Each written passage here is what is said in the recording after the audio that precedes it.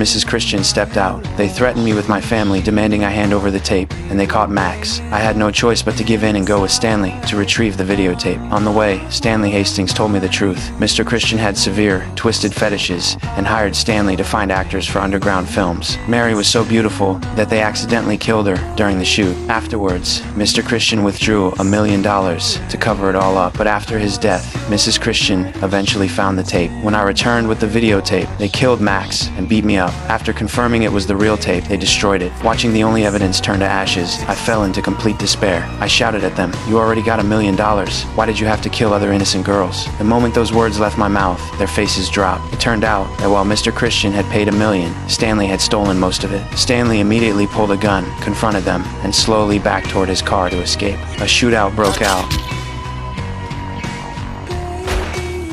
I broke free in the chaos and fled the scene. Once I was out, I contacted Mrs. Christian right away and told her everything I'd learned. A few hours later, I arrived at her house. The butler told me she'd killed herself several hours earlier. She left me a note that read, "Forget all of this." But there was no turning back now. Eddie and Machine would never leave me and my family in peace. I tracked down Eddie Poole, who was preparing to flee, caught up with him, and forced him to tell me who Machine really was. Then he took me to the place where Mary was murdered and described exactly how she'd been killed. I knocked him unconscious with the butt of my gun and burned him alive. I got Machine address from Eddie. I put on leather gloves, attached a silencer to my gun, and snuck into his basement through a window. I'd barely made it upstairs when he spotted me. After a few brawls, he threw me out the window. I crashed to the ground, unable to fight back. He climbed on top of me, but didn't finish me off right away. I seized the